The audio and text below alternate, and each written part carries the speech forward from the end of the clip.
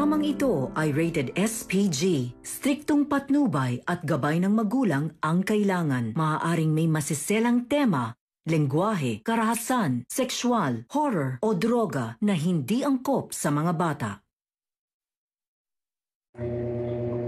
Pilit ngang sinisira nitong si Madam Chantal si Annalyn kay Zoe. Maniniwala kaya si Zoe? Alamin natin. Welcome back sa aking channel. Mga kaganapan sa abot kamay na pangarap.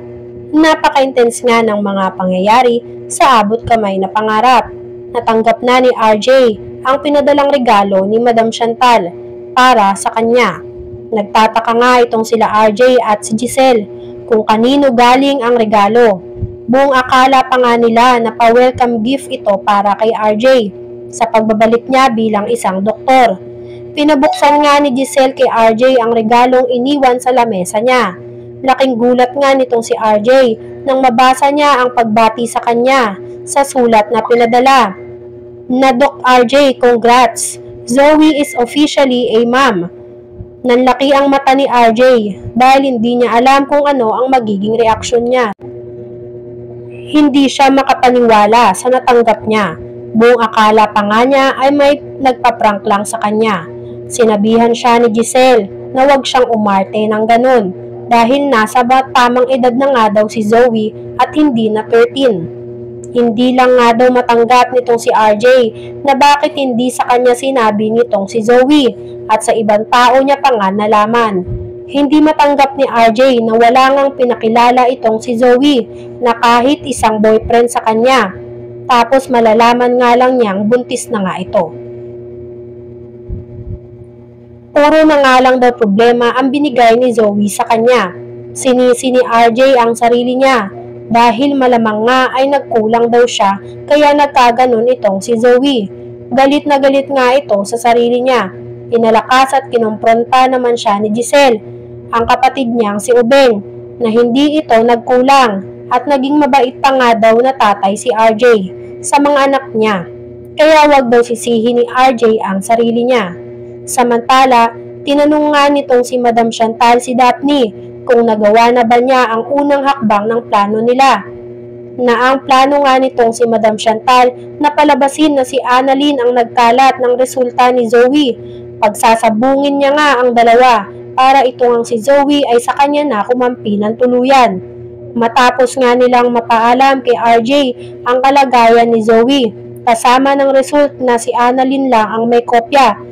Sinagawa naman nila ang pangalawa nilang plano, na ipakalat sa buong Apex na buntis si Zoe at ikalat na din ang resulta ng pregnancy test ni Zoe na may nakasulat na congratulations Mami Zoe habang wala ngang tao sa office na pinagdikitan nitong si Daphne ay ididikit na nga niya lahat ng mga pinaprint nila.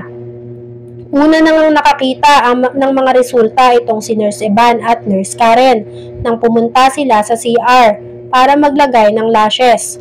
Nagulantang at nagimbal sila sa nabasa nila dahil nagtataka nga ang dalawa kung bakit madaming nakadikit sa pader na resulta ng test.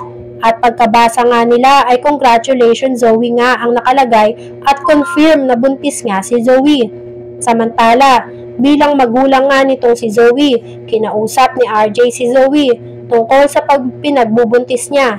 Inamin ni RJ kay Zoe na alam na niya ang pinagdadaanan ni Zoe at alam na nga niya na buntis ito. Nagulat si Zoe kung paano nalaman ni RJ ang totoo na buntis siya. Sinabi ni RJ na may nagpadala nga daw ng regalo sa kanya at ang laman nga daw ng regalo ay ang resulta ng pregnancy test ni Zoe. Nagtataka si Zoe kung si Annalyn ba ang nagpadala ng ganun kay RJ. Pero nasa isip nga din itong si Zoe na baka hindi dahil inutusan niya nga si Annalyn na bumili ng mga cravings niya. Sa pag-uusap nilang mag-ama, una nga ay natatakot pa itong si Zoe na magtapat kay RJ. Pero sa huli nga ay inamin niya nga din dito kay RJ dahil sinabihan nga siya nitong si RJ na hindi siya nagagalit dahil nasa tamang edad naman na daw itong si Zoe at dapat lang at karapatan daw ni RJ na malaman niya ang kalagayan ni Zoe.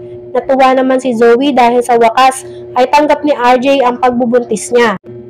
Naputol nga ang pag-uusap ng mag-ama nang umiksena itong si Joy.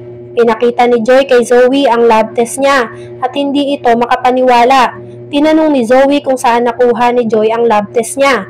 Kaya naman sinabi ni Joy na may nag-abot lang daw sa kanya na nurse. Nagulat si Zoe dahil si